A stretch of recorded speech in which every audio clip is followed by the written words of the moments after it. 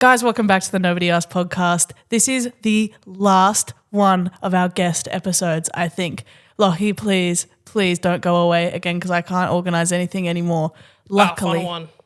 Okay, ruin the surprise, April. Guys, April's back, which you also would have known by the fucking title. Just don't put it in, actually. No, like, advertising.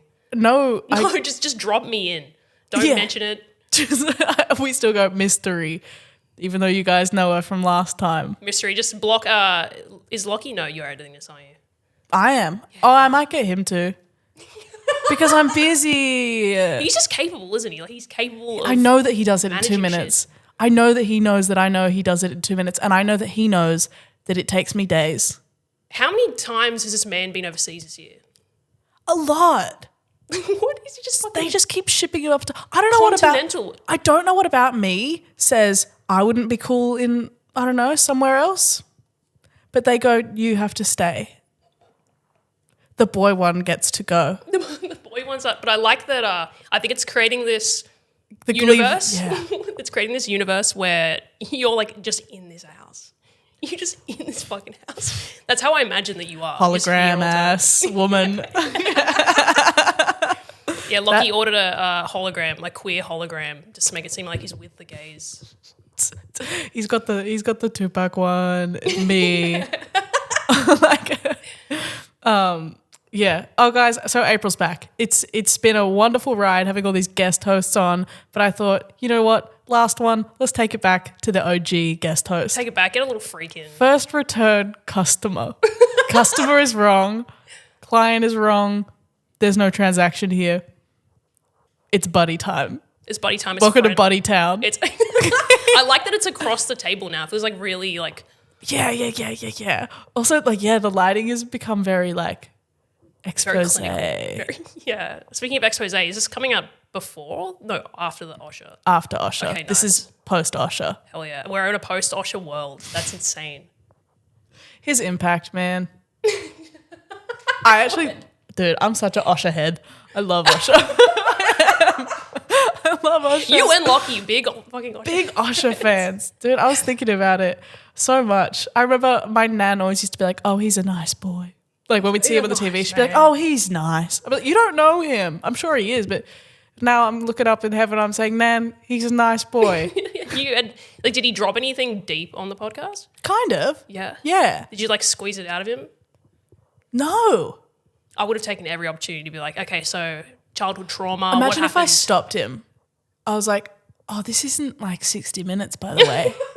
Oh, we don't do that here. Well, can you get it together? You're being really weird right now. I go like, yeah, kids don't like this. We're like a youth podcast. oh, this is like a happy podcast. Can you like stop? You're being weird. Do you think he'll listen to his own episode? Do you reckon, is he Yes. yes. He has that brain rot. He just like needs to know. Yes, I think he will. I think so. Do you ever listen to your own like guest episodes? Oh, all the time. Yeah. All the time. I think I've listened to ours like 50 times. Every day before Every I go day. to bed. Yeah. I used to with like Lockie and I's podcast. I used to listen to them back, like especially when it was like the first ones when it was all like the novelty of it. I was like, it's our podcast, and now I just don't even want to know. Were you excited about it initially? So excited. I It was still kind am. of like some people are just like, I don't want to see anything I'm on. I don't want to hear anything. I was like very interested to see. I was like, what do I sound like? Like, what do I? Yeah, just like, And like the YouTube, I'd be like, oh my God, that's so weird. There's a YouTube video of me talking for 40 minutes. Yeah. But it's like, that's happened ages ago. I watched when I was on your podcast. oh yeah. watched Again, that also watched that a million times. Yeah. Which actually I did wipe from the internet recently. I still got a little bit of it. I think I like got- screen recorded one funny bit. Yeah. So I have a relic. That was probably my favorite, like visually and also guess-wise. If we ever had, stop like, being two friends, guests. I'll leak it. A probably 15-second segment where I mostly talk. Go for it. I give you full rights. I give you full permission. Thank you. What were we talking about before the podcast started? Morality. Morality. It's time. Let's get into to Jungian psychology. Oh, you guys wanted a funny episode? Oh yeah, you want two women to come on and be funny, huh? Myth. No free labor. No free labor. I'm not being funny for you guys anymore. I'm talking about what I want. What's like the least funny thing that you think you could say on the podcast? I don't know if anything. Probably the N-word. So that's why I steer clear of that, because it's not funny. Just going to say, I mean, I don't know how this is going to sound now, but I don't think anything coming out from you could not be funny. Oh, that's really nice. What do you think is the least funniest thing you could say? Oh. No dead air. No dead air while I think about the worst thing I could say. Well, I wouldn't say the N-word. That's like not even in my lexicon. Oh my God, don't do Like, that. yeah, it's fucked up. Don't I know, like, do that. Before we hit record, you were just like getting it out of your system. Eden has this weird. I saw the funniest thing. There's this one of the drag race queens. She does this like TikTok series where she goes through and there's like a filter that like brings up drag queens and it's supposed to be for ranking them, but she just does it as like queens I think have said the N-word. And she like lies. Like Trixie Mattel comes up. She goes, I do know that she actually has called me this multiple times. It's so funny. Trixie Mattel though. Oh, she said it. Oh yeah. You know when the camera's off, the mics are off. Oh yeah. This claw clip in my hair was committing crimes, aka hurting. You also, you're just coming out. Eden McGovern's statement. Trixie Mattel definitely has said the N-word. Don't. Trixie Mattel signed the auto harp right next to you. Yeah. Oh my fucking God. Yeah. It's on the back and it's in Sharpie, so it's actually really hard to see. Lockie, get that in. Get a little, because you're editing this one. Oh yeah, because I've palmed this off. If not, and it's me and I get that in and I remember to do that. Wow, women can do anything. They can do anything. Women can do anything. Look at you fucking go. Women can just, the possibilities are endless. Your hair is looking great, dude. Thank you. I was really worried because it was like up in this weird little creepy little thing. Yeah, I saw Lockie censoring the high femme. Oh, you can't wear low cut tops anymore? What the fuck? He's literally like a dad. A dad. Yeah. He's literally like a dad. Like if I come, it's like, you know, you get humiliated being around like older, like not in the gross way, but like, or even like older brothers or whatever. Like if I come out like with a low cut top, I know he's going to be like, oh, what's this about fucking getting it? Like, I'm going to be like, oh my God. Even if I wear something like slightly weird or like, you know, like it's the very like coming out of your to your family like with ripped jeans on vibe. Yeah, absolutely. And your grandparents are like, why are you doing that? Trying to do like a little fashion show for the family type up, yeah. And they're like, that's stupid. And you're like, oh, I'll just go put on nothing, I guess. Right. Morality. You said you've been thinking about it. I was just thinking about you saying that your body type is hoodie. It is. That's my gender. I'm a super fan, dude. I'm a fucking super fan. That's all Your you gender is hoodie. I was at a gig the other day and one of my friends who like we follow each other online, but we don't see each other in person a lot, I guess, was like, I just assumed you'd be in a costume. And I was like, why would you think that? And I looked at my like Instagram feed. And it's like, just all that. Not one fucking hoodie on it, which is what I wear every day. Yeah. I was like, because why would I post that? So I'm always like half naked wearing a vehicle on my Instagram. And then I'm like, oh no, every gig you see me in, I'll be in like a t-shirt so big there's a train. Just like fucking like the largest I'm shit you've falling ever over. That video of like, what is it? Like, you know, Kanye West in the big. Oh yeah. I love it. Yeah. Yeah. That's it. That's the build. That is the build. That's what you're bringing to the table. Roblox looking ass. Roblox, fucking morality. Morality. So you think about it. I've been thinking about morality. I've been in my room. This is funny. This is definitely like probably going to be posted before. When will this come out? Oh, a million years away. Yeah. Okay. Nice. Well, maybe. Hopefully, I've posted something between now and then. Yeah. But yeah, I've just been in my room, consuming enough chemicals to kill an elephant. Oh yeah. Yeah, I'm doing that. Have you seen Edison? That's like 1901 or something. He killed an elephant to prove that electricity was dangerous. Do you know about this? And he chose an elephant. He chose an elephant to be like, oh, there was you know AC and DC currents? Yes. You know the two currents. Yes. Fucking radical. Yes. Yeah, so it's Thomas Edison and who's the other electricity guy? Tesla. Yeah, so Tesla was coming out with AC current, which is like you can plug shit in. Like this stuff is all AC. Whatever's battery is DC. Okay. So DC is like it's a lower charge, but it runs out eventually. And then AC is like a really high power, so you can have like a power plant going. And I think it was just like some capitalist shit where he's just like, no, like DC's the best. And we want to prove how dangerous AC power is. And so there's a video on YouTube of this. They plugged it into an elephant and the elephant's just like, it's like, yes, now people will continue to buy batteries. You could just get a big battery. Yeah, like, just get a big battery. To do that, dude? I reckon you could kill an elephant with a big battery. But if you fed it to it. I don't think you should. If you put it right up its little nose, I don't think you should. Are you sure? You seem kind of excited about it. It seems like I've done it. I seemed positive. What does this have to do with morality? I'm the elephant, and the electricity, the AC current is 5 amps. And it's killing you? And it's not killed me yet. Okay. It's not killed me yet, yeah. But I don't think you should.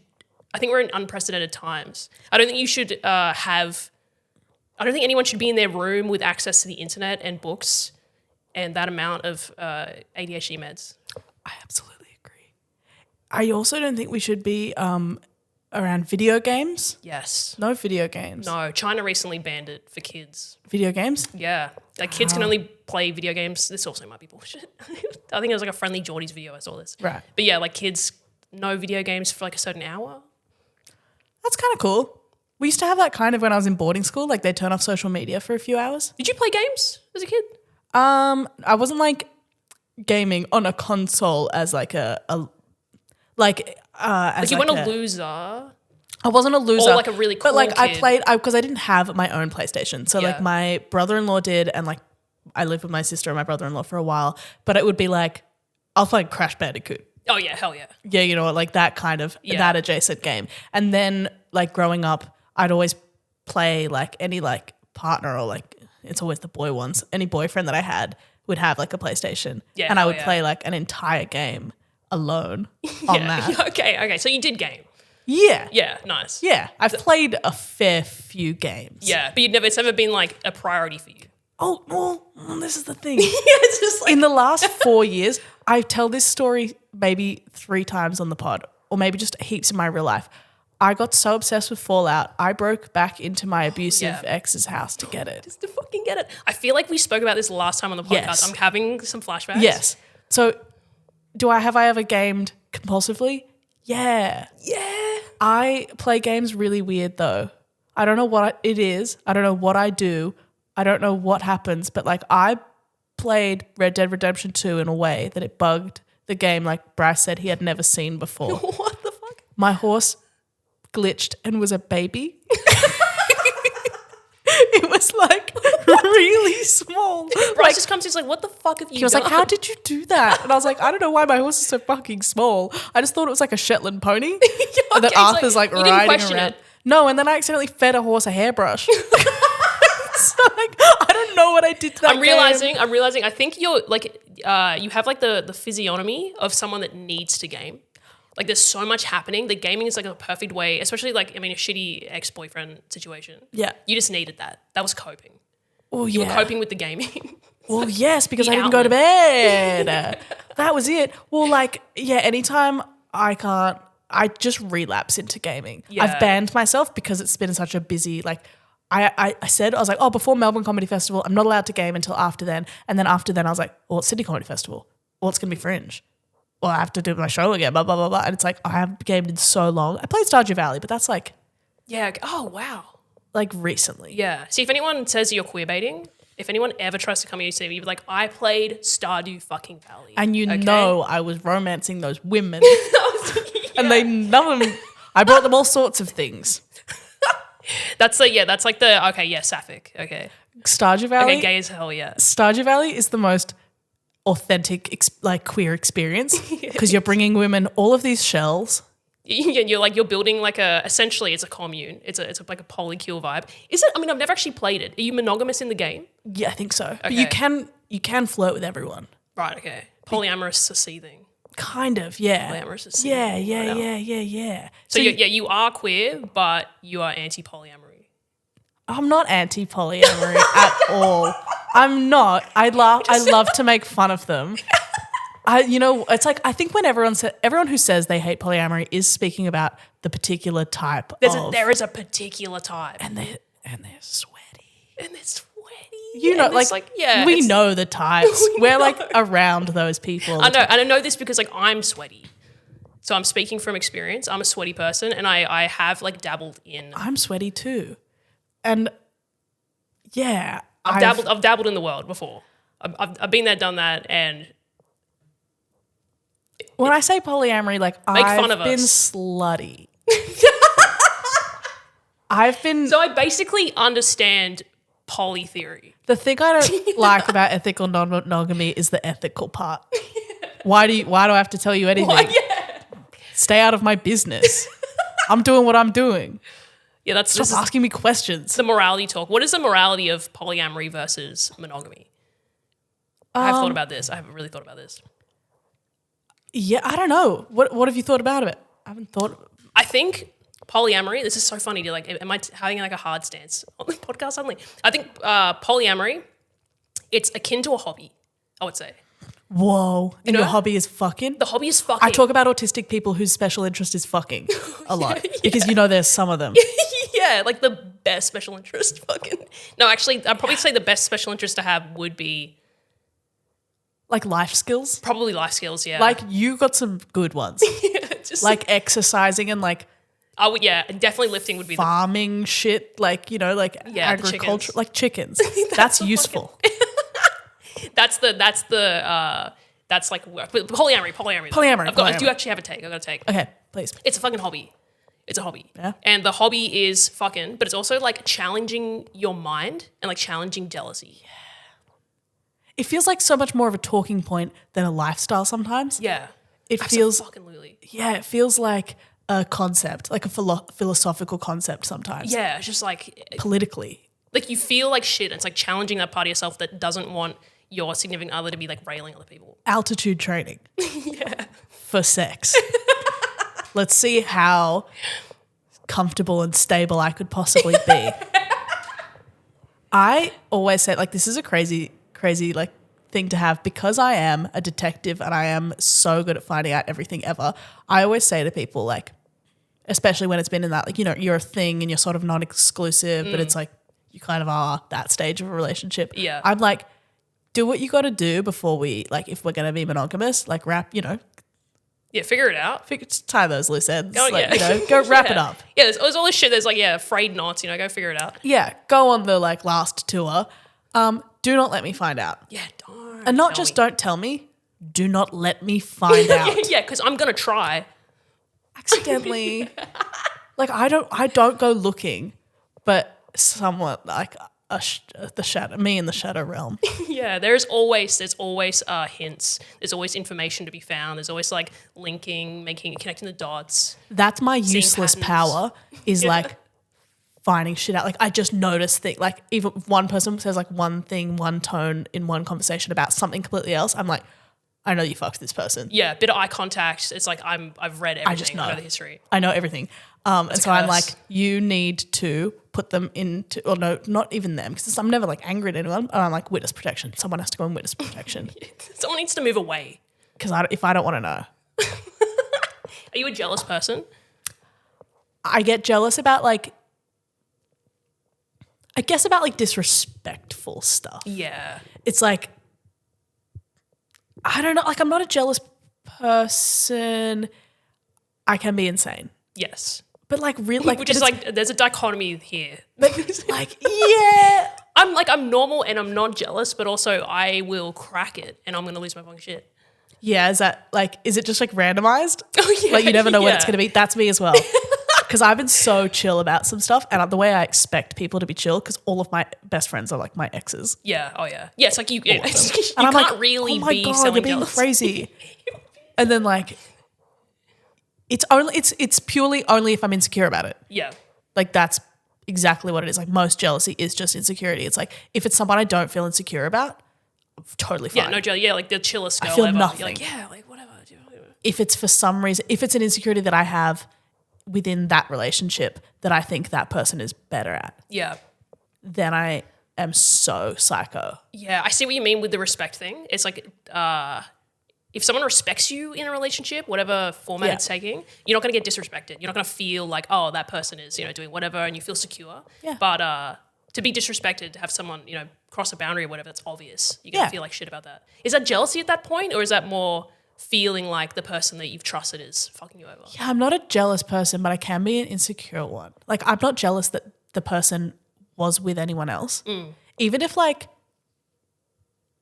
yeah, like seeing exes that like you're still close to move on with other people, I feel nothing. Yeah. I'm like, that's really cool. Like, genuinely.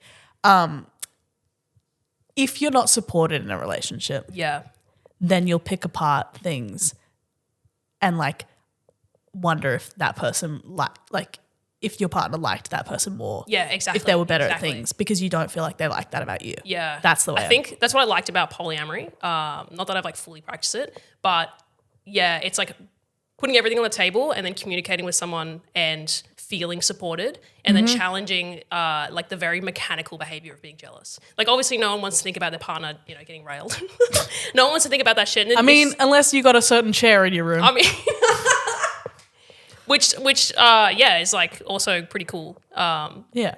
But yeah, like but still, it's like, it's a hobby. It's like so much time needs to go into that shit. I think it's almost like for me, it was like a treatment. Because I was very jealous and I was very insane and insecure. And I was just like, oh, like I've dealt with those feelings now. For sure. I'm fine. For sure.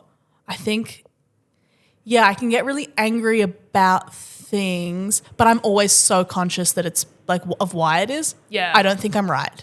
Yeah. That's what you're just allowing yourself to be. That's what the answer is I can be, but I don't stand by it. Even in the moment, I'm like, oh, I don't think you're actually in the wrong for this, or like, I don't think this is real and just. This has just made me feel like shit. Yeah, which is, I think, very, very base and very self-aware. Yeah, I think like, well, the same goes for you with like, exploring the side of like altitude testing your like limits and stuff. Do you feel like differently towards like monogamy afterwards? Like, do you feel like you're better at monogamy after? So much better. So much better. Because now it's like, I feel like the insecurity part and the jealousy part of being in a monogamous relationship can come from not feeling supported. But then at the end of the day, which is kind of, like Freudian, which is like it's all about sex. It's all about the idea of like my partner wanting to pursue someone else sexually or romantically or whatever. So addressing that, it's just like, oh, I know now that like I don't care. Like it's not really like I don't know. It is interesting. Yeah, I think For sure. Like if I've ever had like a thing with someone and I know they're sleeping with other people, sometimes I haven't cared at all, but I just realize it's because I think it has to do with love languages too.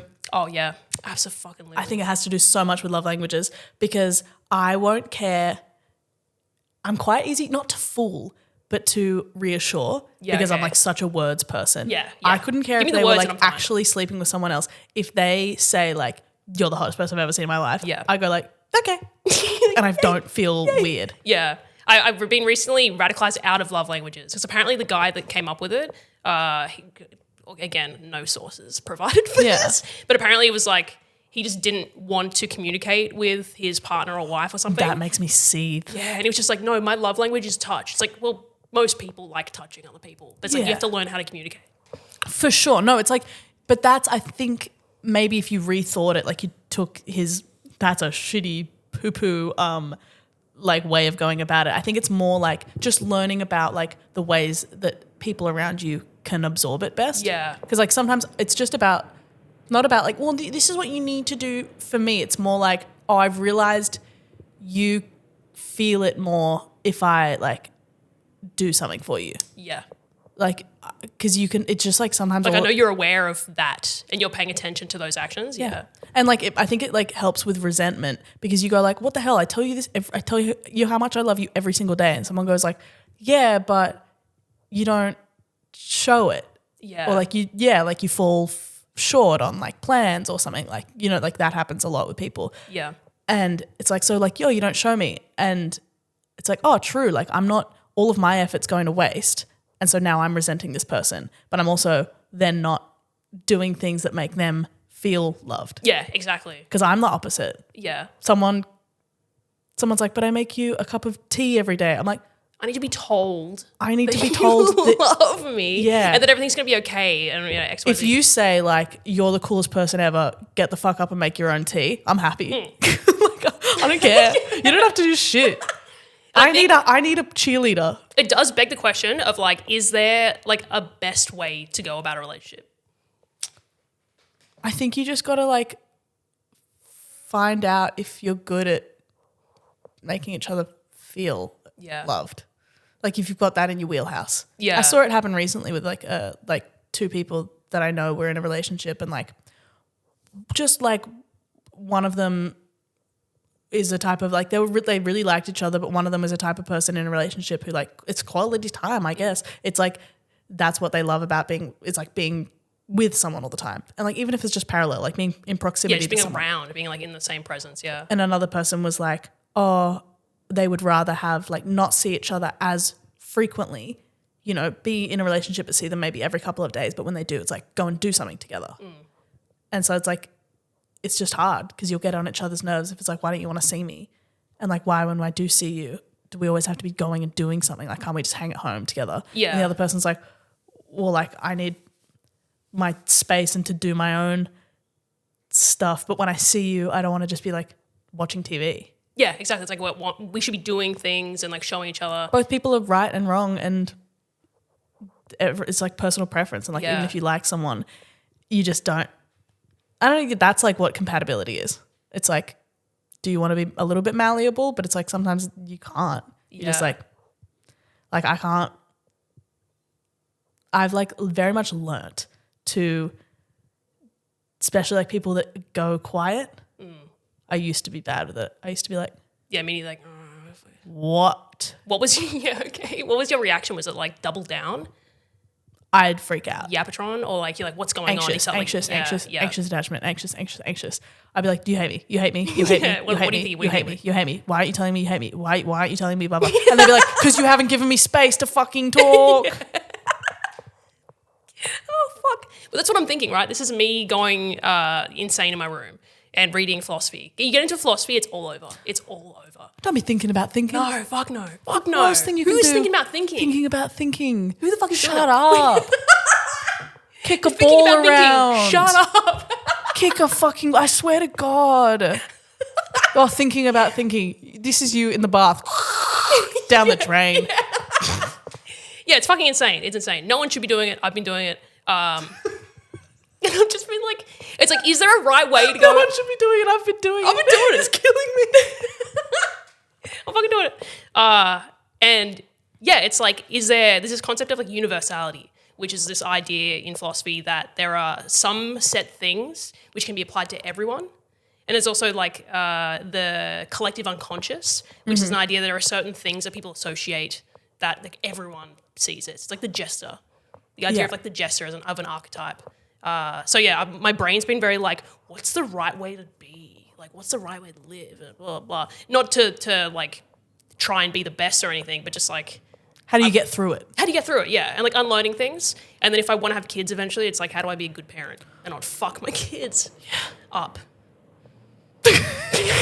I'm already not fucking my kids. That, I reckon I've got sorted. There's the clip. Oh, that is, yeah. Just 1 second. How do I not fuck? Who makes, is it you and Lockie? Do you both do the clips? Yeah, I've been doing them recently. Yeah, okay, nice. Sometimes I veto his because he keeps like all of the clips are only just like, this is why I got railed in the butt. And I'm like, for both of our mothers to see. Good job. Do your parents watch the podcast? Mum used to. I think Danelle does, Lockie's mum. Which episode stopped that? Few. Mum got mad because I put like, when I did the family tree one, I like accidentally said last names and stuff. And she's like, Edan, you idiot. I was like, you literally told me to do that episode. You like it. You love it. But what were you saying? So you've been thinking about thinking. Yes. I've been thinking about thinking, which no one should do. Yes. But yeah, so it's the idea of like, there are like some behaviors or patterns that everyone does. It's not, I'm not sure if I believe this, but it's just like a philosophy that's going around. Yeah. And so I think it's like, does everyone as a baseline like to be communicated with? And are people just not there yet in terms of what they've been taught by their parents or, you know? I think everyone does. Not if you're a bad person. Oh, yes. Very true. It's like you're hiding and you don't want to like... Not to like get like, I never do the like ex-partner like bitch fest on the pod.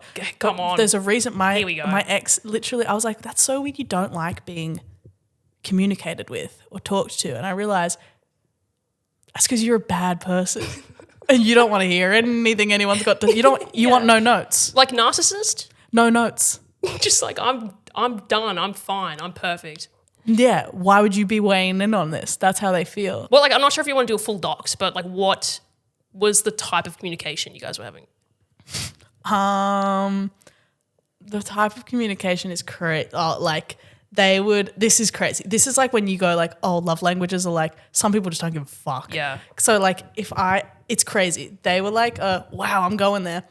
They were the most like marginalized person I've ever had a relationship with. They're like transmass, non-binary, POC, like neurodivergent, like, all ticking all the boxes. Yep. And still it was the most like somehow straight white man treatment I've ever had. Yeah. They were like, oh, my love language is I really like when you make food for me for dinner. So I would like be making dinner. I like to cook, but like not when it's fucking told. Yeah. My love language is when you clean and wash my clothes for me and drive me to everything. Yes. And my love language is when you give me $200 every week because I need that.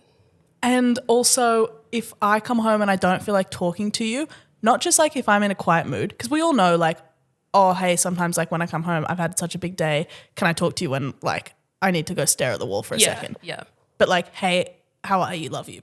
Give me a minute. Yeah, like little... If I don't feel like saying hi to you and you get upset, you're being ableist.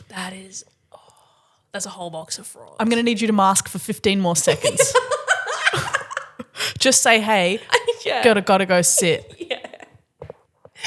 Oh, fuck. We could really go there. Because I have been... Have you had that kind of vibe? I'm just like part of the like my current wave of thinking is very oh my God. No, let's do it. It is so... We are the Joe Rogan of the far left. We are. Which I'm not sure Lockie would agree with. But no, because he is the radical left of the centrists. Yeah. Oh, he is. Oh, he's like the far left. He's like he's wigging them. He's wigging the normies out. He's scaring them. That pearl necklace has sent them for a fucking roller coaster. They're like, this is the future the liberals want. Yes. Holy fuck. Okay, so a bit of context to this is like some point at the start of the year or maybe sometime last year, I had like a lot of this is so funny. This is almost like a self-dox. This is not even how other people feel about it. It's like, I want to say this? Yeah. For me. But I've had previous histories and relationships with people. My ex, a couple of exes ago, is a trans woman. Yeah. And I think I'm trying to like make my YouTube content in a way where like I was the radicalized young boy. Now I've de-radicalized myself. Yeah. And so I'm trying to like make content that is like in essence de-radicalizing. I'm giving this context. Cool. It's like I'm fine now. I've been fixed. But there was a lot of stuff that through ignorance I was like attaching to like gender politics. Yeah. Where I was like, oh, the reason why that person was bad is because of this. And it was literal phobia. It was like a literal phobia of it. Yeah. Because you yourself had a bad experience. Yes. With it, for sure. Yeah. And then also like the loud minority on Twitter, which is what the conservatives, conservatives will think, oh, this is what transness is. It's like some person that's just mentally ill on It's Twitter. like, you've never been around. Like, yeah, exactly. Yeah. If you've only met one or seen one or two or like seen them on TikTok, and you are experiencing them as like angry or yes, exactly. Whatever. It's just like which like everyone from like any walk of life does that for sure.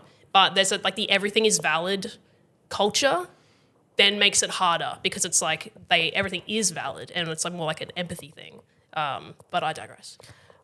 I think like I'm saying like at some point we have to say no. Like you get angry at the kids. Identifying as cats when they're 12 years old. Yes. And people standing up for them. Not being like they can be gentle with it because it's like a kid, but Yeah. like saying like, yeah, and that's valid forever. This is the reason people think we're fucking insane. No, exactly. You are ruining it for the fucking normal, like gender diverse people. You have pissed me off. Yeah, if a conservative heard you say the normal gender diverse people, they'd die. They don't understand it. They think it's leaf and river and they think it's ankle. They think it's ankle in like the Portland polycule. They think that that's it. It's just like, no, that's like the like you guys have that too. You guys have mentally ill people too. They think all of the queers are like the polycule having sex on the fucking D&D table. Yes, sweating everywhere. On the D&D table, they've all got like still straightened side fringes somehow. Because 2005 is just like spawning them still. And like now I'm thinking, it's like I was like, oh, every belief that I have of people is it just I've just met one of them? Maybe Just met one of them. I don't know because I meet a lot of them.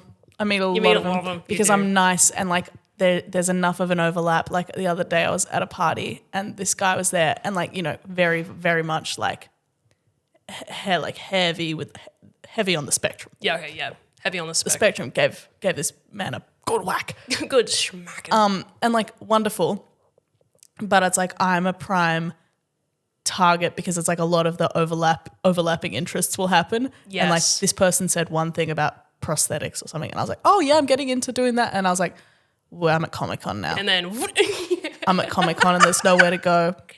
Nowhere to escape. And my friends were laughing so much because they were like, I saw you get talked at for the next half an hour. And it's like, I did it to myself. Yeah. You're a This person was also really nice and like cool. Yeah. But I did say like, I'm actually going to finish my story to my friend, which you should be able to say to people. Yeah. Thanks so much for talking to me. You seem so nice. I'm leaving now. I'm ending this conversation. And that it surely is better for think people it with a is. lot of autism is for you to not to just like inch away and they know and they maybe go like, oh, did I annoy this person? Yeah. Being like, thanks for talking. I've run out with this conversation. Yeah, it's just like that's You're really cool, but this is my brain going, long. No more. Yeah, I think it is literally preferred. To be like, hi, it's done. And I'm going over there now. bye. Because then they'll be like, yeah, sure, bye. Yeah, for sure. Yeah. For sure. What were you going to say though? Yeah, like unradicalizing yourself. Like, what age were you when you like started? What time is this taking place of like the? I think like my radicalization Yeah. was from the age of like, man, when was I on the computer? Like 7. Yeah, like I think I discovered 4chan in year 6. This is something I never would have picked from you. Really? Never. Oh, okay. Like I just assumed That's because good for me. That's incredible for me. I've always known you as like post brain rot. Yeah, okay. Brain rot's like a new buzzword, but I think we've always known what it has felt like and sounded like for like many years before this. I am post brain rot, but there's like residual stuff. And I think we always have to challenge that in ourselves. For sure. So this like final kind of thing, which is funny because it's like Carl Jung, if you know Carl Jung, the philosopher. It's this idea that we have a shadow self. So it's like what we think we believe and then what we truly believe. And the things we truly believe and think come out in our dreams. That's his whole take. He was also like a raging schizophrenic, but I do fuck with him deeply. And so it's like you might believe that you're polite and you're like, well, I'm really nice to people, whatever, to their face. But then there are fears that like live within, which is like the actual definition, I suppose, of internalized, whatever phobias, internalized fears, internalized interests. And right. So I believe I'm, a well-adjusted person. Yes. But I really believe that sharks could be in any pool or any bath. Really any body of water. The fountain, the water, the sink, they could be in it because that's what I'm dreaming of. I know. This is not a bit. You've mentioned this before. And I'm not scared of them. They're my favorite animal. Which is the assimilation of the shadow self. I'm not scared of shadow me.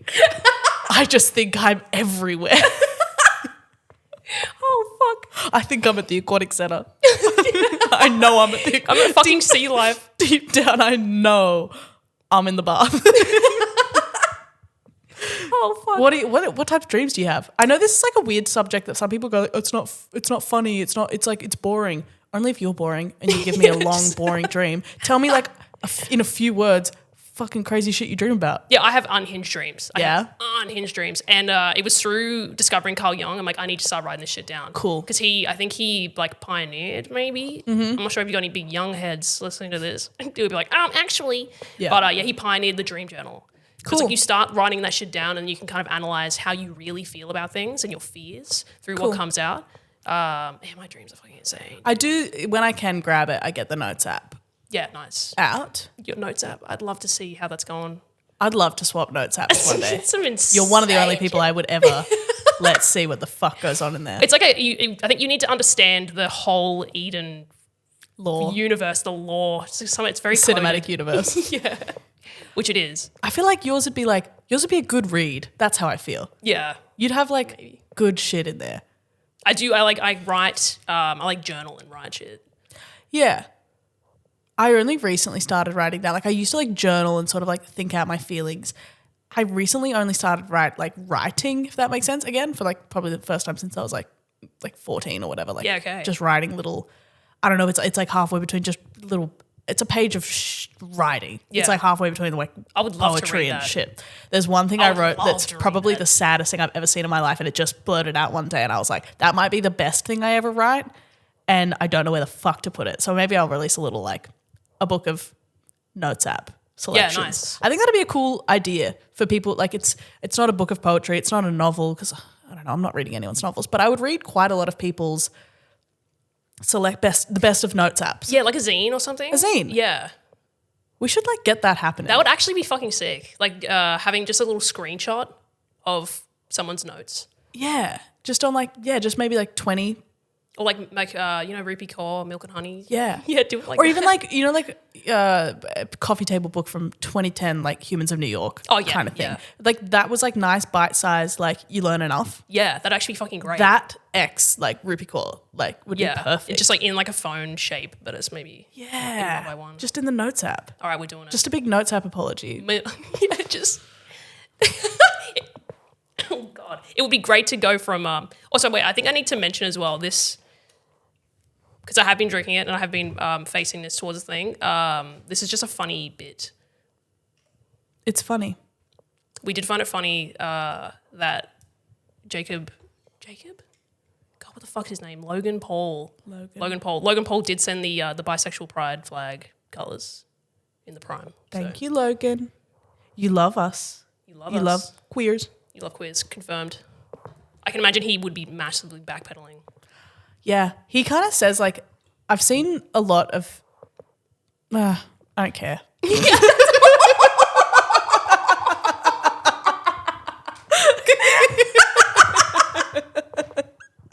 fuck it. I'm not going down there. I don't care. I do not. I don't care. Not that much. I could, if asked a question about Logan Paul, say something, but this is my fucking podcast. I don't care. Whatever. You are a professional talker. You're a professional speaker. And that's an example. It's like speaking is not just making sounds in your mouth. It's getting what's up here and then turning it into this like perfectly curated waveform. And you are a fucking expert at that. And you were like, what it would take for me to get that shit out to my standard, it's not worth it. That's true. It is a curation. Yeah. You're a curation because it's like I could say anything. Yeah, you could be like, I buy a fridge and I'm hungry, I want to eat. But it's just like, no. Yeah, it's like a lot of people go like, oh, they will think a thought, they will produce a thought, and then they will say it. I'm like, no, it's floating. Yeah, and I'm letting it out of the gates. I'm going, you get out, Because in my head, like when people talk about schizophrenia, I don't have, it's like, oh, the voice is actually saying things. Yeah. I have that, but it's just all the time. I'm like, shut up. Like, what am I? No one's saying anything.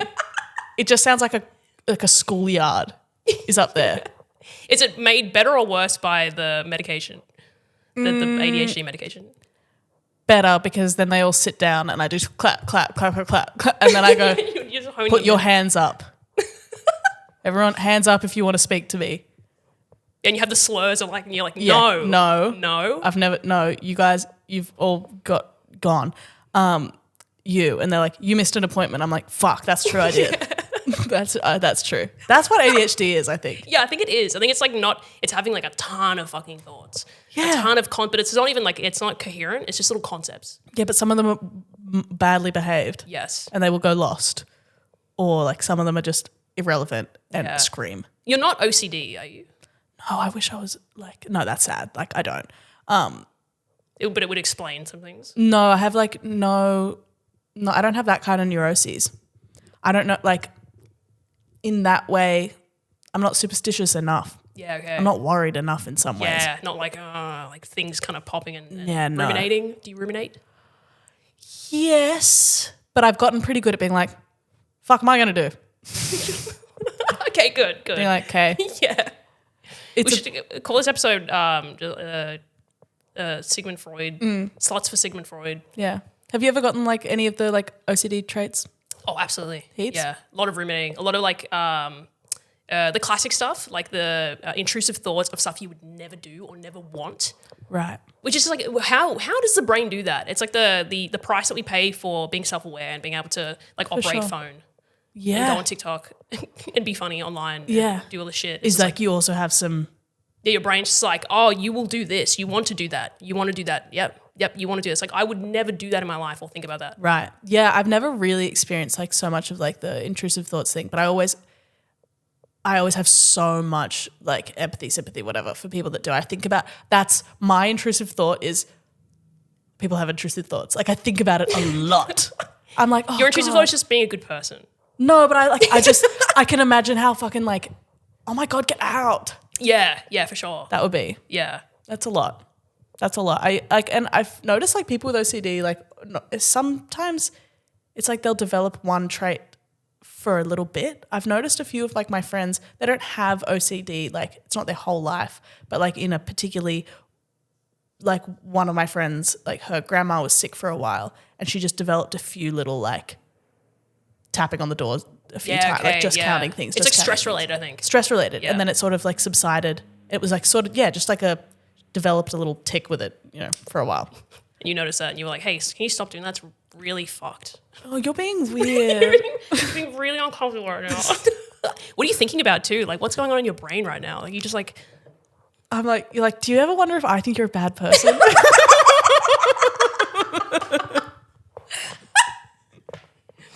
That's my You should do a video. It's just like something, like this trip sitter. Like, the trip sitter like adjacent. POV, like oh God, I don't know how POVs aren't dead. They're not fucking dead. They're not fucking dead. Yeah. Like the worst friend for anxiety. You have OCD. Yeah, worst friend if you have OCD. If you have like OCD or anxiety, whatever, it's just like someone being like, you look weird from the back.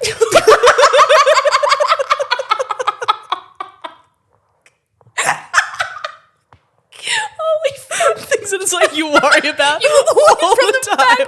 It's fucking crazy. Have you ever thought about when you're draining to your friends and loved ones? Oh shit. Yeah, they gotta. I don't mean saying this, dude. They gotta pay you to think and say things. That's what I'm trying to get at, but they keep going. Oh, we can't do that. We're Centrelink. That's how I feel about you, though. Like, I do feel like you are the perfect content creator because you never annoy me. Yes, and I've never met anyone that doesn't like you, and that like all I hear about you ever is like, fuck, you know who like does this well? You know who's like actually doing something new somehow? April. And I'm always like, yeah. Oh, thanks, dude. It's really nice. I hear it all the time from so many people, and Lockie always tells me that he hears it too. Oh, nice. I do have a theory that the greatest minds of our time will inevitably just go insane. We're with the Van Gogh, people are going to think we're really, really awesome and funny. I'll give an ear. I'll fucking do it. Fuck it. I think ears are ugly. That's the OCD, the compulsions. It's always the first body part we dress up. Yeah, it is. Because we go, you're weird. Do you think babies getting earrings, good, bad? I don't care. Yeah. It doesn't hurt them that much. Oh, you're pro then? They say not taking a stance means that you're pro. like I'll allow it, I guess. I don't know. I got mine when I was like 7. My babies is like, yeah, but also they won't know. Can it go wrong? I don't think, like, I wouldn't get them a cartilage. I'm not giving a baby a belly ring. My kids will have septum piercings. They will come out of you. They will come out with septum piercings. With some annoying little dangly thing that people comment on constantly. My kids will come out with like 4-day-old mascara on them. Yes. I'm not sure if I've ever seen you without just like the little shade of mascara. There's nothing I can do. Do you ever get size? It's like a cast iron skillet. It's marinated in there. It's infused. I'm like sty prone. Right. You know, I don't think I've ever had one, but like I have something in my eye every day at all times. Little floaty thing. Float, like fluff, dirt. Like maybe it's because my eyes are so like open all the time. It's like a lot of surface area that stuff just flies in. You're like a dog that like puts their head out at the side of the window and they get conjunctivitis. Did you know that? Dogs get conjunctivitis from just getting things in their eyes. It's like a different type. Idiots. They're fucking stupid. They're so dumb. They're so bad at everything. But they love doing it. They're like, yeah, that's true. You know what people are like, oh, are you a dog or a cat? Like if you were a dog or a cat, which would you be? Why is it so limited? That's the people I'm like, the two fucking things. Yeah. People can only think in binary. Yeah, exactly. Well, yeah, what are the non-binary people? Frogs. Frogs, absolutely. Yeah, they are all frogs. Undoubtedly. The frog being the NB mascot is a beautiful thing. Yeah. It's a beautiful thing. I think I do need to wrap up my previous bit about... Please. Because like I can't just leave it at that. Please. Yes, I was just like heaps transphobic. It was fucking wild. Wow. No, that was a joke. But I guess like, yeah, there were like inner fears. It could have been a hyperbole. That's why I didn't clock you on it. Like, I don't think you were actually a raging transphobe. I know. You were so supportive, dude. No, because I could have like, I don't know. I say things in a very hyperbolic way. I could have been like, yeah, I was the worst person in the world.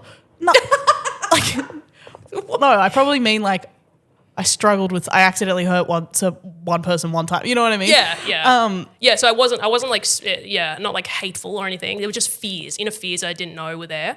And I was like I am still, but way less than I was, but antisocial. And it was like fears of connecting with people. And so it's addressing those things has been very helpful.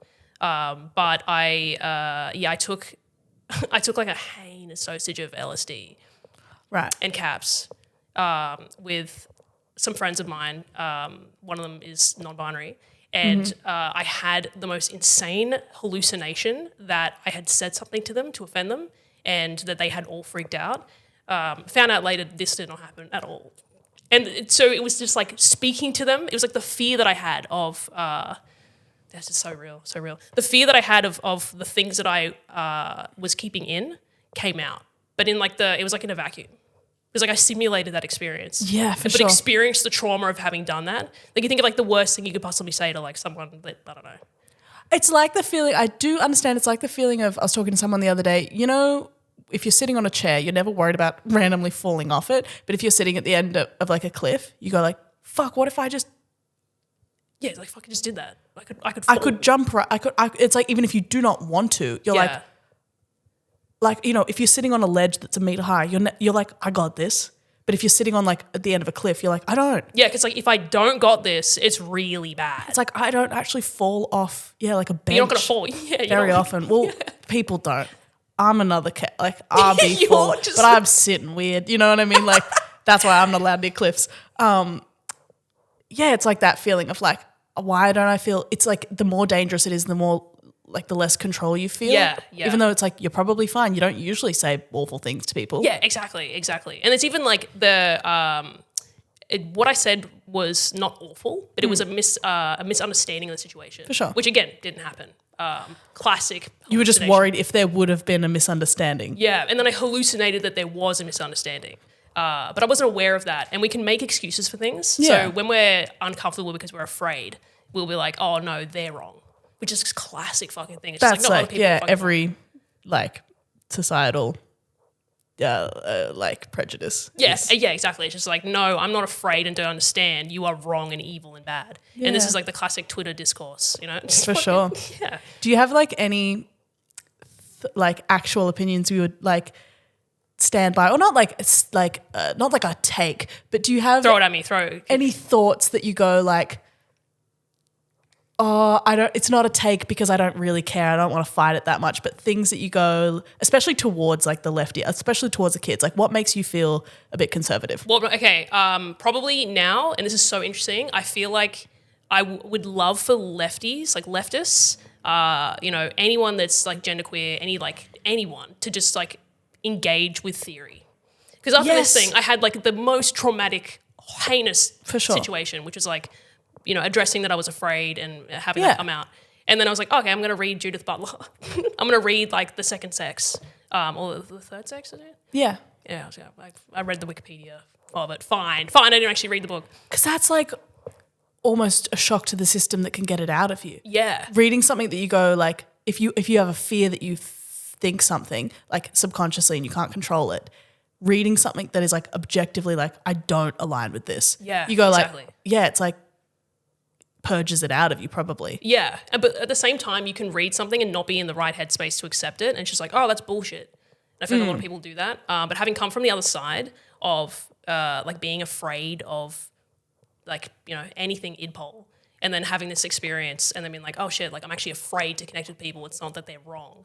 And then I started reading stuff about gender, and I was like, oh shit, like I'm a bisexual woman that likes pegging dudes.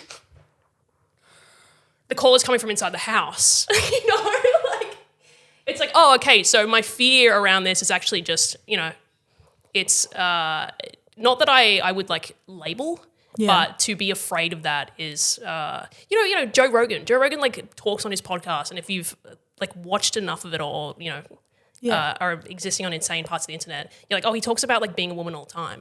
He's like, yeah, like I would love to like genuinely. He's like, I would love to know what it's like, and it goes into it in like really heinous detail. It's just like, oh, okay, like it's eggy. It's eggy. It's eggy, dude. It's eggy. Absolutely, it's eggy. And that's really interesting, and I'd like to like look at it more because like the like question I had or like little thing that like the thing I think about sometimes is young kids and their and the labels. I have one really funny thing. This might get me in trouble. Yeah, I mean, because it's real. Maybe it won't be recent. Fuck, I hope this person doesn't listen. If you do, oh my God, it's fine. It's fine. I enjoy you as a person. I think you have a lot of good things to say. Non-binary person gets a tramp stamp tattoo of the word futch. How are you non-binary and you just got a gender identifier tattooed on you? Yeah. We've honestly lost our minds. This is my gender. Futch, meaning femme with butch, guys. That's already what non-binary means in some ways. You've made a gender out of wanting to opt out of gender. Like some people are like, I don't feel like I want any gender. And some people are like, I want all of them. Yeah. That's great. And like, I think we go like, oh yeah, but what type of non-binary are you? Yeah, it's just like, the labeling is insane because it's like Judith Butler who she pioneered kind of like, thought on they are non-binary. Yeah. The take is like gender essentialism, which is the idea that women are this, men are this, is like super limiting. And then it causes, it creates, people are like, well, I don't identify with that or whatever. Yeah. And then you got people on the left that are like, I was born in the wrong body and I'm a woman now, I'm a man now. It's just like, well, it's that goes against kind of the, like, it's, you aren't anything, you don't have to be anything. For sure. So the labeling turns into this thing of like, this is gonna get the No, but some people are gonna think that's like turfy. Yeah, but it's not. But it's the same way as like, why do we express any femininity? Yeah. If it's not true. It's like, well, you do what you do to feel good in the world. Yes. And that's like, you can't be like, well, trans people, it's like, well, you shouldn't, gender's not real at all. It's like, if people are going to be suicidal, I reckon that's who they are then, if they feel like that's who they are. Exactly. But it's like, I do get annoyed at the kids for being like, I don't know, just overcomplicating it in that way where they're thinking they're circling the drain. And it's like, guys, none of it's real. Yeah. Yeah. It's like all gender is drag. It's all drag. Which is like, and that's okay. And that's valid. Yes. Put the shit on, wear the makeup, fucking put on the and jorts. Very basic. Put on the jorts and go. Put on the jorts and go. It's a very basic thought. I mean, RuPaul said you're born naked and the rest is drag, and RuPaul is fracking, so it doesn't take a lot of thought. It doesn't take. You don't have to be that smart to figure that out. No.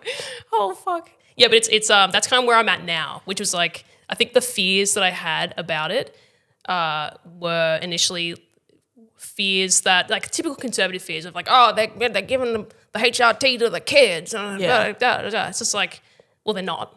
Yeah. There's like not a lot of cases of that. And if they are, probably, like. The kids are getting lip fillers. The kids are getting, like. They're giving the kids BBLs. They're giving the kids BBLs. And it's either you analyze all of it and then wonder if that's okay. And people come into like we should think about discussions. Yeah. That's like the lefty kids. They will go like, oh, what about the kids we're giving BBLs? And they'll go, well, we should. What? Yeah, that's valid. Yeah, you don't. It's not your football team. You don't stay with them when they're down. But now I'm thinking like, should we just give the kids BBLs?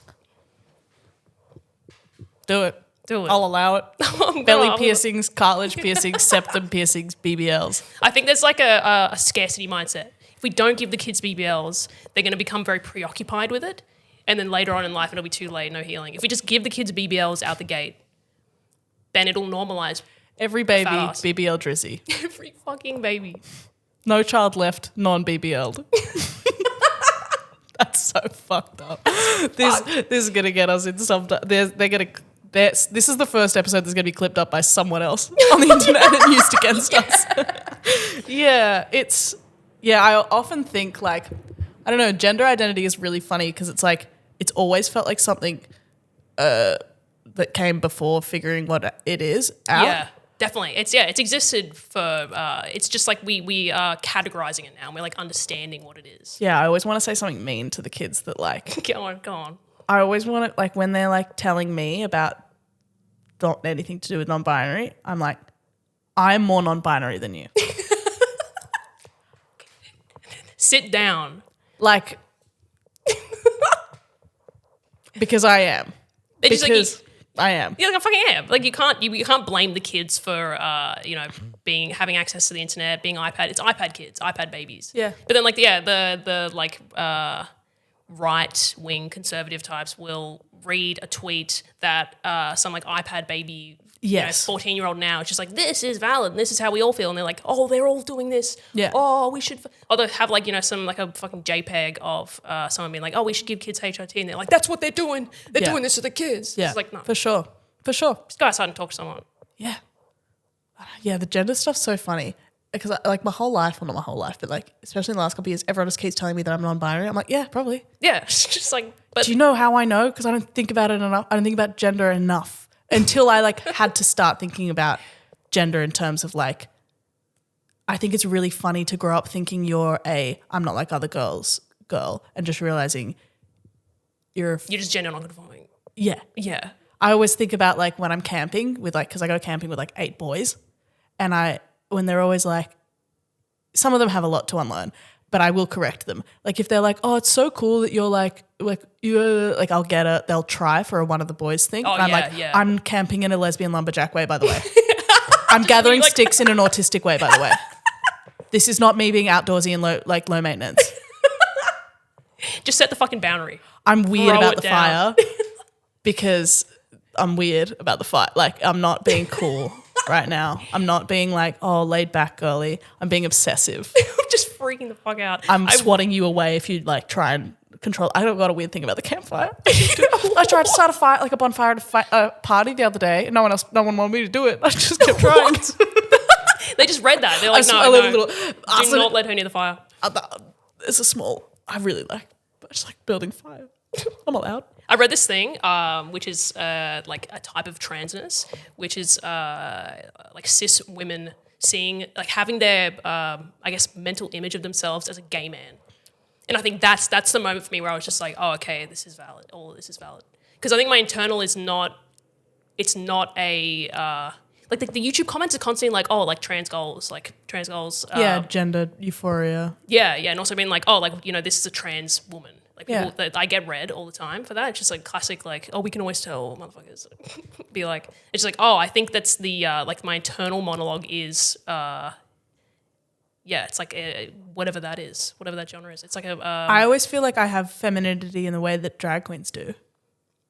Yes. It's because people are like, oh yeah, but you're like super feminine. Like you wear like makeup and these like crazy, like very high femme outfits. And I'm like, yeah, but default is little guy. Is hoodie. And I go like, is little fucking guy. It's going to get bad for you guys if I ever fully unlearn the internalized misogyny. Yeah. I'm going to be ugly as hell.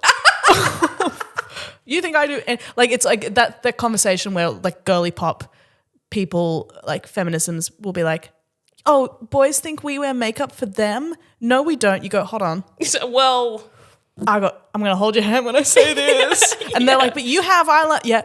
It's like, yeah. Well, yes. And why? They're like, but don't, because it makes me feel good. I go, why? Think about it. And they go, because I feel more beautiful and I want to feel confident. Why? Yeah, that's the thing with like having people engage with theory and understanding behaviors and why we do things. It's just like, yes, you do that for that reason, but that's okay. That's fine. It's so fine. Yeah. It's like, it's chill. It's like, oh, we just want to all like be treated better in society. You do what like you can sort of do. And I think it's very cool when people like, you know, actively go against that. Like, I love that. And it's like, oh, but don't shame women for wearing makeup. Yeah, of course don't. Don't shame anyone for anything, really. It's patriarchal, but that doesn't mean that woman is weak. Yeah. It comes from both sides. Like, but don't shame women who don't. It's like, we're just trying to get through the day. Yeah, exactly. I think like once it's impossible to be transphobic or homophobic at all. It's impossible to be anti-id pol once you read the theory and like understand where it comes from. Yeah. Because like you realize that there's no answer to anything. I'm gonna clip you saying it's impossible to be transphobic and homophobic. And then have the fucking Logan Paul tweet. The Prime is not doing well for us. We keep talking more about gender. We're drinking more of this. me drinking us. Me drinking the anti-Olympics juice. The anti-Olympics. I want to talk about I haven't Don't buy this, by the way. Don't buy this. This would be like by the time this comes out, this is gonna be the oldest thing, but I don't have Lockie here to talk about it with. I know it's hack. I know it's an old talking point. The breakdancing. Oh, yeah. My ex, the one I talk about, is up. Fuck, am I doing this? Oh, my fucking God. I thought you were about to say, is Raygun, is the dancer. Well, no. Because I could see that. But they are, I knew Raygun. Oh, God. Back in the day. Because my ex is a breakdancer. This is funny, guys. This is a joke. This is a joke. This is a joke. This is a joke. It's not what I believe. It's not what I believe. Like, you better fucking... Ella, King Drag Queen. Oh, why am I bringing her into it? Yeah, we have a joke, which is you are allowed to hate one gender. You can choose.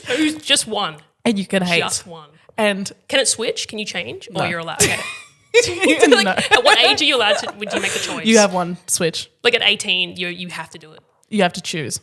You have to choose one. You have to fill it out and it's on your passport. If this and had been... we have just decided, oh, guys, I have so many trans non-binary friends. Calm down. The call's probably shut up. I love that we legally have to do we that. Go and fuck all trans non-binary breakdancers. Do you know how many I know? 2. Do you know how many I've had beef with? 2. Holy fuck. Is this the ex you were talking about? Yes. Yeah, okay. And I don't care. I love all of I don't love all, but like, actually, you know what? I'm on good terms with every single other ex I've ever had. Like, we're chill. Yeah, I don't sense it's like you being on good terms with any of your exes. I sense it would be them being on good terms with you. Like them being centered enough to be able to be like, yeah, whatever. But even that, most of my exes are like, even if we don't talk all the time, they're like, yeah, no bad blood. Yeah. Nice. Whatever. Even if it's like, it was horrific at the time, we're like, yeah, we're young, whatever. Yeah. This one wants me absolutely dead. Oh, no. And I don't care. Do they live in Sydney? And they live in Sydney, yes. Oh, God. Do you ever run in? No. Thank God. Oh, once I saw them on the street and I just laughed so hard. Because you're allowed to hate one gender. Ella picked me up and kept walking. I need to pee so fucking bad. Pee. Yeah, we're good. We back. Sorry, you oh, yes. So we're allowed to hate one. Just one. Gender. They like. Can I choose to? Please, do you want to choose yours? Can I choose to hate none? Because I'm in a unconditional love era. which I hope just kind of keeps going. Okay. Because I've hated everyone in the past. At one at a time? Greedily hated everyone. I'm like, everyone's bad. They're all out to get me. Everyone's trying to kill me. Yeah. Also, you can't say you hate straight men because that's hack. Yeah, yeah, like and it's boring. Also obvious. It's been done. Been talked about. Come up with something new. Tired. Hate trans non-binary breakdancers. Yeah, no one's doing it. There are some just me. I'm beefing with them. And you know what? Wait, is the breakdancing part of the gender? I guess it is. Yes. Yeah, it's like it classically needs to be. Yes. Let me tell you. Yeah. One of them. Surely I've told this story on the pod before, but one of them, I was at a bird cage. Of course I was. Of course. And my friend, her ex, we screamed when we found out we both had trans non-binary breakdancer exes that were both insane. Like kind of similar. And we were like, is it the same one? How many are there? Two. Just I think maybe, a and lot. That's when you found out that there was an extra one. You were like, I was like, what the fuck? One. And they kind of look alike. It's crazy. Anyway, so I was dancing with her and this ex was also there. And they were like looking at me, like giving me like a dirty look. And I was like, what the hell? I'm not trying to like get with her. Like, oh my God. You wear one baggy t-shirt to birdcage and you get shoulder checked. The house down. Calm down. They can sense the Nike sports bra on you. And they square up. Oh shit. Calm down. I'm not trying to. And then I will out of spite. They can sense the history of like boy leg underwear as a teen. Oh yeah. Yeah. Oh yeah. Boy leg underwear as a teen. Canon event. That should have been the first sign, you know? Oh, Maddie, for that one. Cranky at you for that one. Fuck. Anyway, so they are a breakdancer and then we leave and then I'm outside talking to the seckies. I've had 2 drinks, so I'm sober as hell. And I'm talking to the seckie and he's talking about how he used to dance. And I'm like, oh, what did you do? And he's like, oh, it's breakdance. I was like, I used to teach breaking, which is true. Yeah. Is breaking, that's the term? It's the term. Yeah. And I get on the floor of King Street, which I've done way too many times in my life. My head is on the floor and I am upside down on King Street, right? And as that happens... You're doing that rotating thing? Oh, I was just doing a little freeze. And as that happens, my friend's ex exits the club. Shit. And it looks like I have been waiting outside, upside down, for them to come out. No. It looks like I'm challenging them and have been waiting upside down for like 30 to minutes. duel them. And I got up so fast. I was like, guys, we have to go. This person thinks I'm going to fight them through dance. Hell. I have to go. Crazy. But yeah, my ex was so I'm just imagining you like upside down and you're like, oh, fuck. Literally, I was like, we have to go. That is so, we were pissing ourselves the whole way home. But my ex was a breakdancer as well. And I always think like, how am I going to be bossed around by someone? I'm like, once I learn to spit on my head, it's over for you. Is that like the maximum thing for a breaking? Kind of. Yeah. No, it's actually way cooler stuff, but like, I don't know, that's the funniest one to me. It's like, imagine someone's like being an awful person and you just start fucking breakdancing and you're like, what are you going to do? It's kind of a defensive stance too because you're kicking your legs around. It's hilarious. It's honestly hilarious. Like I think it's so funny. I don't know if like I do genuinely laugh at things that are terrible, but I will always think about how funny it is to be like, yeah, my abusive partner, and it's a break dancer. What do you mean, bro? What the fuck? Get it together. Like, how would you be scared of a break dancer? How? That, you know what? Not every bit has been done. That's on me. Not every bit has been done. It's like, well, breaking up with my ex, but they're a break dancer. Literally. And like I would always say, like I said so seriously to someone because they broke their foot once, like breaking, and I said to my friend in full sincerity, yeah, it's been like their behavior's like obviously like gotten really worse because they can't break dance like recently. And my friend looked at me and was like, and I was like, that's a crazy thing to say. Oh, fuck. Like, yeah, the home is not as safe anymore because my partner can't break dance. What do you mean? You need memoirs. That is you need memoirs. The law got crazy. I'll show you the funniest voice message my friend ever sent me. Fuck, it's so funny. Why was I talking about the breakdancing? Oh, the breakers of the Olympics. So yes, I knew Ray Gun, like, because they, like, my ex did not like ray gun. Okay. Like, oh shit. My ex would always be like, firstly, she's bad at it. Secondly, Yeah. like she kind of like acts like top dog, and like she, like Which would have made it so much worse. was a bit like standoffish. Has like, a PhD in breakdancing, apparently? yeah, which is so lame. Yeah, so what? Because you can't be like good at something and like then have a PhD in it. Yeah, It just it's feels like like overkill. trying too hard. Yeah, like okay, calm down. Why? Stop writing. Get out there. It's like thinking about thinking. It's like, just do the thing. Have a PhD in marathons. If you don't hit the track, why would you? That's so nerdy behavior. Yeah. So my ex knew them, and like I was around like training sessions and like battles and stuff. Okay. Oh and shit. I always thought the break-in was a little whack, but like it's like I remember seeing this 9-year-old girl named Sui beat Rachel in a battle, and I always thought that was so funny. Sui's amazing. Yeah. Okay. Nice. I think there's a video of that battle that I was at, like circulating right now, and it's crazy. Are you in the background? I actually know where I was sitting, and I'm like just not. Damn. Also a few, because like some compilations of like, here's some Australian big girls you should be looking at, not ray gun. And I was like, I'm gonna see my ex, and they're not in one of them, and I know that's eating them alive. But and like everyone was like, oh, are you laughing because like, oh, like everyone was like, oh, is that funny? I'm like, no, I wanted ray gun to be good so bad. Yeah, that would have been so much funnier. But then I saw her and I was like, fuck, I forgot how bad it was. And then I was like, man, I hate my ex towards the end of the earth. They would have been so much better. Yeah, absolutely. They're a much better breaker than, this is what I was talking to you about before, like saying, oh, my ex wasn't even that good. They're really good. Yeah. It's like fine. But they're nice. Like, you've fixed the fact that the first part of the podcast was spent shitting on this person. Yeah. But they would have been, if they would have been Olympics, much better. They would have been significantly better. Significantly better. Like, I don't know if they would have won because Australia is still not that good, but like it wouldn't have been a worldwide meme. Yeah, no. I can't tell if that's better for ray gun or not. I can't tell if my ex is more more annoyed or true, with happy. With the infamous. I think probably would be happy, right? I think it'd be mixed. Like, imagine like the person you like that really annoys you, not like your nemesis, but someone that you really don't like, and they become a worldwide sensation for something that is embarrassing. You feel there is a sense there. There's a small sense of it's good, but I think you'd also be like, everyone in the world is paying attention, like talking about like the discourse about someone I don't like, and I think I'm better at than what we do. I feel like at this point now, I know that having too much attention for something negative is actually not good. Like you have to be a narc. You have to be a narcissist to enjoy that. Yeah, for sure. Like the regular person's just like, I fucking hate this. I'm deeply embarrassed. Yeah, for sure. I think so. Yeah, so that was crazy. I stayed up. I was up in the middle of the night to watch the big girls.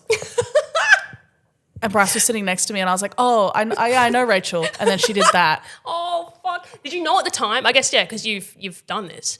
You knew at the time. You're like, "What the fuck is this?" I was dead silent, and Bryce was trying to be polite, and he was like, "Oh, it's like an interesting style," and I was like, "She's blown it, hey." Oh.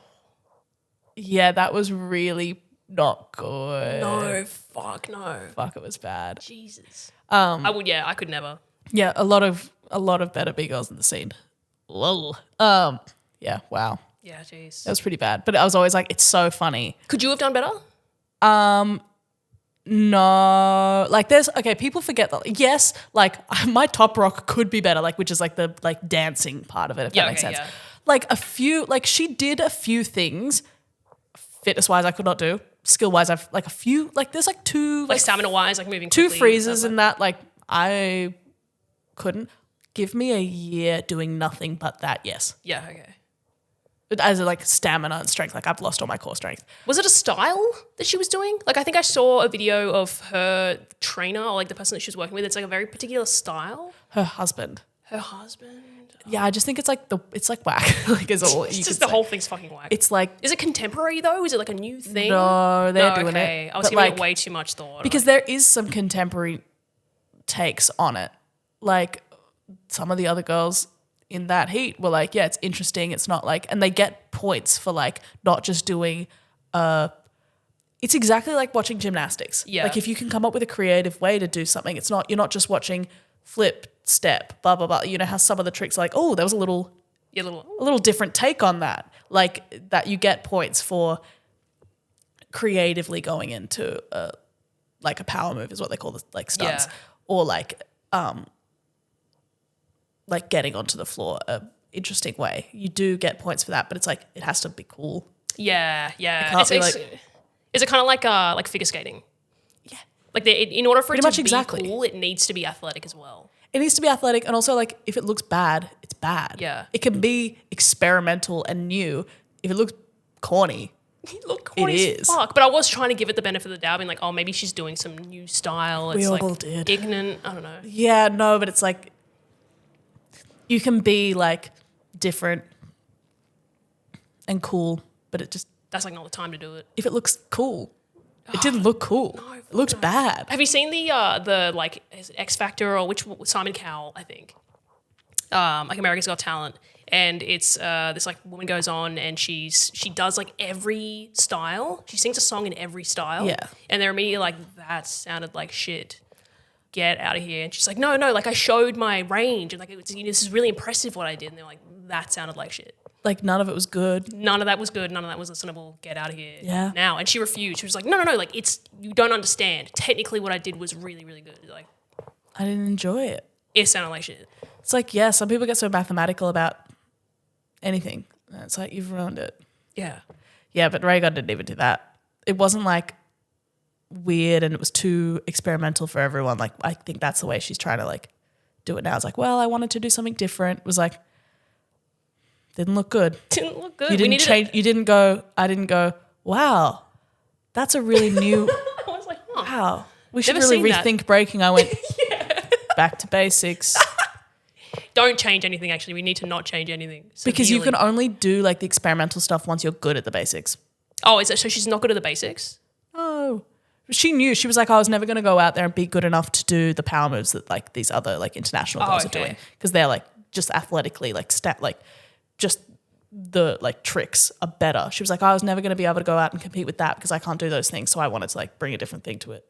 You got creative. The thing in because question. You knew you were going to lose anyway. Fucking hell. All right. The shit-eating grin on her face when she's like, it's like bad, terrible, heinous. I don't know how the other person didn't lose their mind. Oh. That must have felt good to be like, well, wow. When they put her against Nika, who's from like maybe Netherlands, I think. Yeah.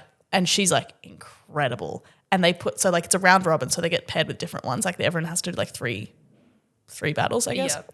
Yeah. And they like she's the best and like Rhaegar was the worst. And it was like Rhaegar's last one. It just felt like they were raking her across the coals at that point. I was like, and you put her against the best one who's like 15. Yeah, what the 16, fuck? 17 or something. How many times? Because I actually didn't see the whole thing. How many times did she compete? 3. Okay. It's like Same 3 rounds. Thing? Everyone does it, even if you win or lose. Yeah. Yeah, you know. You changed it up a little bit. You changed it up a little bit. It was supposed to be completely freestyled. And that was like one thing Rhaegar kept doing to the other person is like going like this, like when the other person was doing theirs, which basically is like inferring like, oh, this is all pre-planned, which is like not supposed to be. It's supposed to be malleable, but like everyone like heckling in a way, like kind of being like, oh, yours is all. You're not improvising. Yeah. Basically, it's like if it's same with like a rap battle, you'd be like, that's all pre-written. Oh yeah, okay. Which is like it is, isn't it? Semi. Is it like it meant to be? You like kind of write bars and then you bring it. If it was like well, that's the thing. It's like, but you might write a bar in here and there, but like I guess it's like a debate. Yeah. Like you should also be malleable in the moment. Yeah. Freestyle it. Have your points somewhat like come with a few little jigsaw pieces in mind, which is like everyone has like a little combo that they like to do or like a signature move or whatever. Yeah. But yeah, it was sad watching this like 16-year-old just demolish. Jeez. I feel like maybe your cortisol would just be so high that you wouldn't even really be able to take in other people. Yeah. You know, like you just like you wouldn't be able to like think about I'm afraid right now. You're in the moment. You're like, oh, well, you got to do something. Yeah. That's like what being on stage is. People are like, are you ever scared on stage? I'm like, it's the only thing more embarrassing to do than go on the stage is not. Yeah. So actually, people are like, are you scared? I'm like, I'd be really scared if I if I pulled out of the gig, I'd be really way scarier. Yeah. Because people would be like, okay, if I got there and didn't go on the stage, That's way more embarrassing. Do you think all comedians run off fear? I don't know. Definitely at times I've done stand-up comedy 3 times. Which you were really good. Thank you, dude. Like obviously pumped full of fear. But then there, you can see that there are people that it's like being on the stage and being in the limelight is the most relaxing thing. Yeah. So it's like I wonder. I think it's like becomes different. Like I remember when I first did it, like fully like chemically, like I would feel my hands shaking. Yeah, and I think that was there for the first year. Yeah, okay. It's like just the adrenaline. Even if I was like having a good time, you're still like, and it's like now it does like after you like I probably did 100 gigs in those like first 2 years, and yeah, you were crushing it. I can't feel anything anymore in a good way. Yeah, okay. Like I probably still want it to go well, but like I'll get nervous if it's like something I haven't done before, like a size of a gig I haven't done before, like my shows. I'll lose it a bit because I'm like, I'm up here for an hour and I got to remember this whole fucking thing and I probably haven't prepared enough. Yeah, that would be fucking frightening, dude. That is scary, but it's like, well, you got to do something. So you'll figure it out. Or if you don't, it's like, whatever. Yeah. Whatever. The worst thing you can do is just go like silent. So just start saying shit. In the like the shows where you're performing with people that you know, do you see fear in them? Like for the performer? Like for me? Oh no, like do you see other comedians experiencing fear? Or do you think it's like a relaxing, like, I'm keen to, when I go out on stage, this is my moment and I feel great? Yeah, maybe the most of the anxiety is before. Yeah. Then you get out there and you're like, well, it's happening. Like bungee jumping. Like as soon as it's happening and you can't do anything about it, you're like, I may as well just have fun, I guess. Yeah, fear turns to excitement. Unless you start bombing. Yeah. Then I'm like the least funny person I've ever been if I'm bombing. Like anything you can think of. Some people are really like my favorite comedians. If I've seen them bomb, I'm most impressed because I'm like, they'll be like, come off and like kick a bin or something. But I'm like, you were still as funny as you are. Like even if the room was bad and like they ended up hating you, because it happens to all my favorite comedians that I think are so funny. You see them eat shit and it's like, no, you didn't get less funny. You stuck to your ground. You still had some. You tried really hard. You had some good ideas to try and save it. Unfortunately, you couldn't. They already didn't like you. They weren't going to give you any laughs. Whatever. But like some comedians who are super like pretty funny, they start bombing and they just lose it, and then they start making all the wrong choices and saying all the wrong things. You see like the fear is just being held at bay, and then as soon as they start bombing, it's like out. It's out. I'm still trying to get better at bombing. Yeah. Because I start stuttering when I'm... Yeah, what's the psychology of it? Is it like, do you... I asked this question because I watched a video on Jerry Seinfeld recently, and he was like, there was an interview with him with like some other comedians. One of them was like Bill Burr. Yeah. Just like a few people, kind of bigger names, and they were talking about how enjoyable stand-up comedy is, and like they're on stage and they feel great. And it's, like it's fun. It's connecting with people when you're going well. Yeah, and then Jerry Seinfeld was just like, no, all fear is all comedy is like being afraid. Like I'm afraid when I'm up on stage, and I desperately need to like the audience needs to be happy or whatever. And the whole video was just basically an expose on Jerry Seinfeld apparently being like a really inauthentic guy. Oh yeah. And like just like a real fake dude, like very like afraid and has these neuroses and fears. Where like other comedians like aren't like that. They're not hiding anything. They're just like out there and they're connecting. I was like, I was just curious. Like, is there? I wonder if it's like you can break through that fear and then you're like on your flow state all the time. Yeah. Or if the fear needs to be there, like you need to use it to power you. But you need to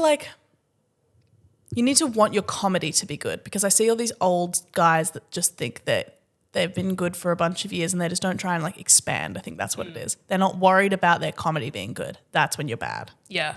As soon as you lose touch. You lose touch and you lose like, I want to keep getting better and I want to be really good on stage. But it's like, like I still get scared of like, am I writing good enough? Am I like improving enough? Is like, are my jokes like technical enough, or am I just saying stuff I think are funny? Like, can I add both? Can it be authentic and it be like well written, blah, blah, blah, blah, blah. But it's like, it doesn't necessarily come out like, I don't know. I stand in a room of roughly like rooms of maybe like 40 people 5 nights a week sometimes, and I'm just saying the same thing I've said the other nights. And so it's like at some point you might still have a bad gig, but it doesn't rattle you like it used to. Yeah. You walk off stage. Like I used to like go backstage and not like want to come out. Yeah, okay. Until everyone went home. And then it's like, I've bombed so many times and everyone and my favorite comedians, I've seen them like just go so badly. And then you go like, so you just come off stage, everyone goes like, oh, it's all right, man. You go like, whatever. You just go like, yeah, and guess I'm going to quit comedy, and everyone goes like, shut up. And you go like, yeah, I don't care. I've got another, I'll go to an open mic and do another gig to shake this one off. Yeah. Because it's like you're entertaining that crowd. Yeah. And so it's like at that point, you can't really control what that crowd thinks and how they, where the humor is. You can grab a mic out of a mic stand wrong and it fucks up the gig. Yeah. Yeah.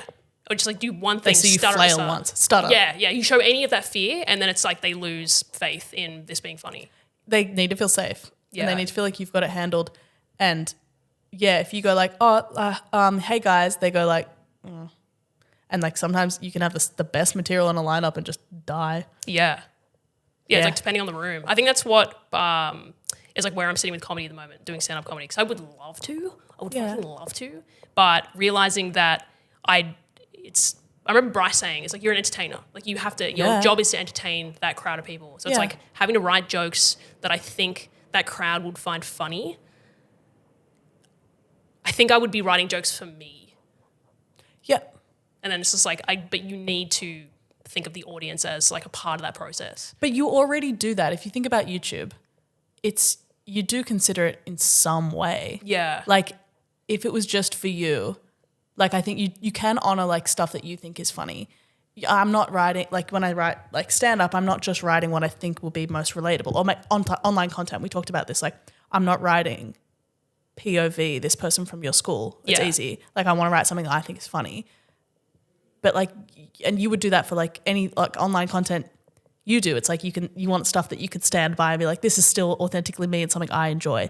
But you do edit it or say things or like become engaging enough for other people. Yeah. So it's like I think the algorithm is the variable there because if we're like in Australia, it's like such a new and fresh like culture and community, like there's like such a limited amount of people. And like I'd love to know like the stats of the jokes you say in like a place like Wollongong, which is like uni students, compared to if you said the same jokes in Sydney, like if it's easier to get a laugh for like 18-year-olds than it's like if you've got like a menu of bits, you select them. Yeah. If I'm doing a RSL regional gig, I'm not saying what I say at the queer gig in Newtown. Because they're just not going to get it. Yeah, it's just like I'm wasting my time here. Yeah, like.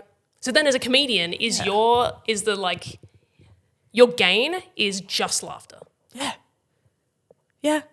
It's like sometimes you see like a person, like a comic you hate, and if they go out and if they go out and crush, and I've seen it happen before, so people I think are stupid, I hate their material, they go out at somewhere like the Comedy Store and they'll demolish.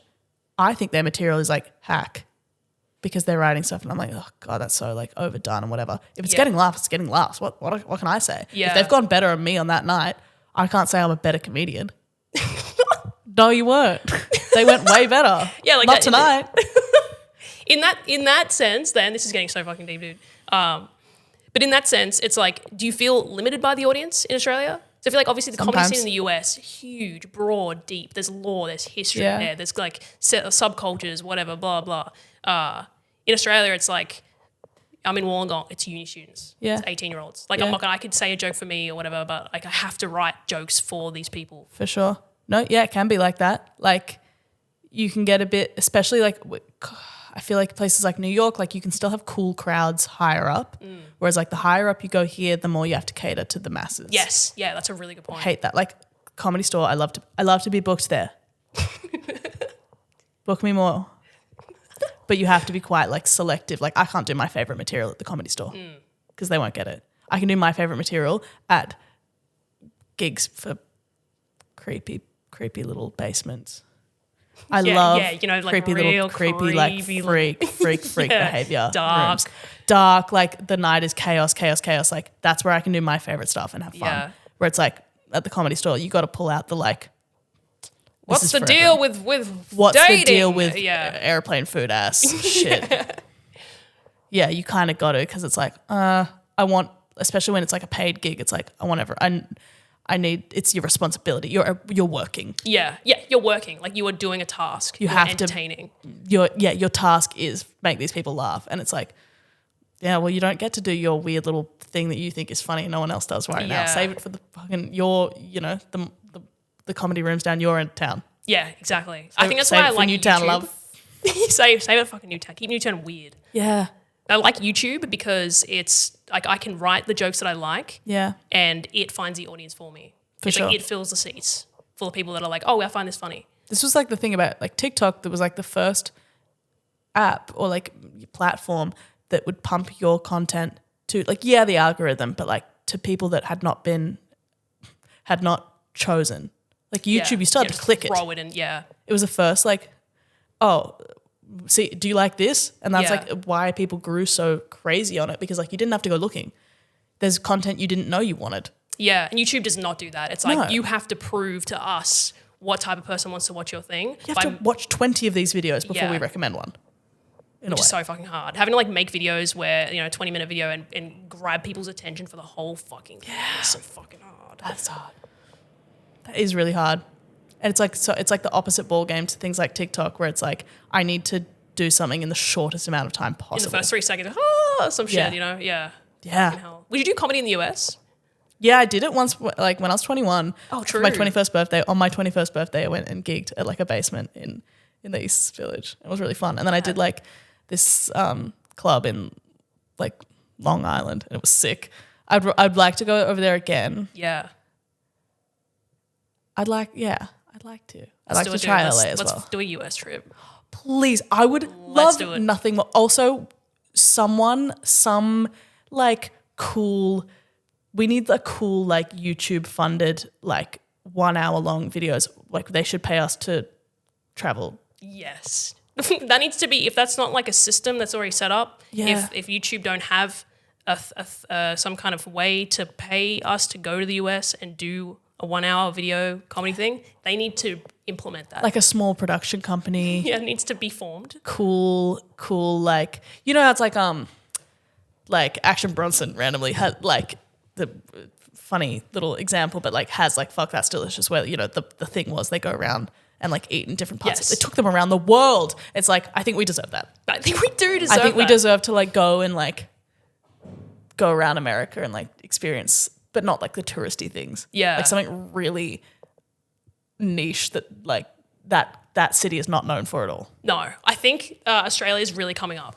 Have you noticed like a lot of big name people are coming over? Yeah. My theory is that, did you see the Shane Gillis special on Netflix? No, I didn't, but. Okay, yeah. He kind of starts at one of the first jokes is like, US is the best country, but Australia is a close second. Yeah. And I saw him live when he came to Sydney, and it was the Factory Theatre, the biggest one, packed. People were roaring. People were losing their fucking minds. So I think like there's a lot of big names coming over, and this is my schizo theory, that they've seen that, and they're like, yeah, hell yeah. He does have a cult following. Yeah. So now it's like, okay, well, Australia's good. Let's come to Australia. And we are funny. We are super funny. Americans love us. Yeah. It's because like, and they do copy us in a way. Yeah. They want that like laid backness. Yeah, and they can't. They can't have it. Because there's guns around. Yeah, exactly. They can't be like, oh yeah, whatever. Because there's people with guns. Yeah, you can't call someone a cunt on the street because you'll get shot in the kneecaps. Exactly. In the kneecap. God, you don't want it in the kneecaps. You don't want the fucking kneecaps anywhere else. I love that we could talk for 5 hours. How long has it been? 1:38. Oh my God. 1 hour, 38 minutes. Okay. So, you know what I'm going to do as a precaution, or just as an option? I'm going to like intro episode 2 as an option. Okay, yeah, nice. Or you could just like cut out all that stuff that I said about gender. Okay, yeah, we'll talk just blah. Guys, we realized we've recorded for so long, so the end of this episode is either the end of the biggest episode you've ever heard in your life, or it's the end of an appropriately sized part 1. Who will know? That's what you get to find out. Miss you, love you guys.